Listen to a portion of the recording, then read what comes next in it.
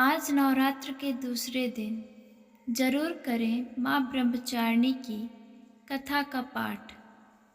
दुर्गा की नव शक्ति का दूसरा रूप ब्रह्मचारिणी है।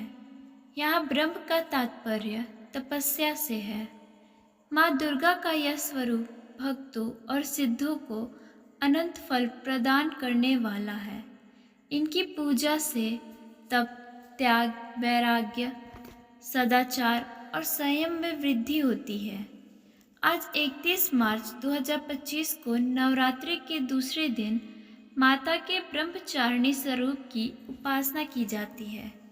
माँ ब्रह्मचारिणी ने भगवान शिव को अपने पति के रूप में प्राप्त करने के लिए अत्यंत कठिन तप किया। इसी कारण से उन्हें ब्रह्मचारिणी और तपस्याचारिणी के नाम से जाना जाता है। आज जरूर करें माँ ब्रह्मचारिणी की कथा का पाठ। माँ दुर्गा की नव शक्ति का दूसरा रूप ब्रह्मचारिणी है। यहाँ ब्रह्म का तात्पर्य तपस्या से है। माँ दुर्गा का यह स्वरूप भक्तों और सिद्धों को अनंत फल प्रदान करने वाला है। इनकी उपासना से तप, त्याग, वैराग्य, सदाचार और संयम की वृद्धि होती है। ब्रह्मचारिणी का अर्थ है तप का पालन करने वाली देवी का यह रूप पूर्ण रूप से ज्योतिर्मय और अत्यंत भव्य है। इस देवी के दाएं हाथ में जप की माला और बाएं हाथ में कमंडल है। माँ ब्रह्मचारिणी की कथा। पूर्व जन्म में ब्रह्मचारिणी देवी हिमालय राजा की पुत्री के रूप में उत्पन्न हुई थी। नारद जी के मार्गदर्शन से भगवान शिव को पति के रूप में पाने के लिए उन्होंने कठोर तपस्या की। इस तपस्या के फल स्वरूप उन्हें तपचारिणी या ब्रह्मचारिणी के नाम से जाना जाने लगा। उन्होंने 1000 वर्षों तक केवल फल फूल का सेवन किया और फिर 100 वर्षों तक केवल भूमि पर रहकर शाक का आहार लिया। कुछ समय तक उन्होंने कठोर उपवास रखा और खुले आसमान के नीचे वर्षा और धूप की कठिनाइयों को सहन किया।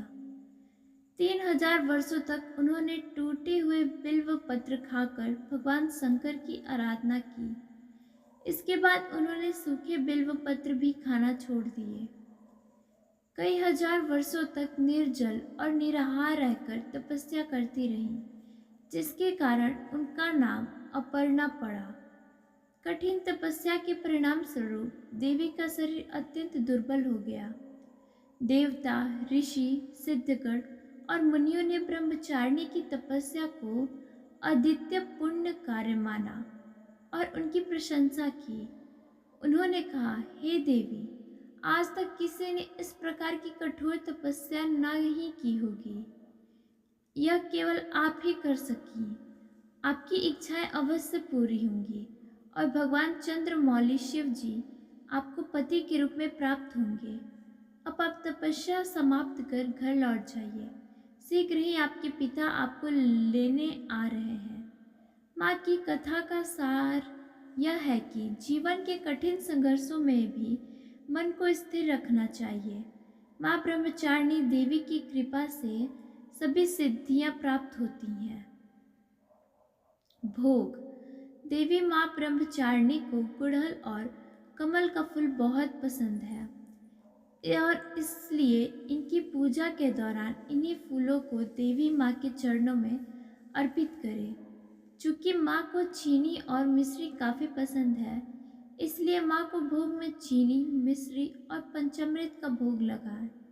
माँ ब्रह्मचारिणी को दूध से बने व्यंजन तथा दूध अति प्रिय होते हैं, इसलिए आप उन्हें दूध से बने व्यंजनों का भोग लगा सकते हैं।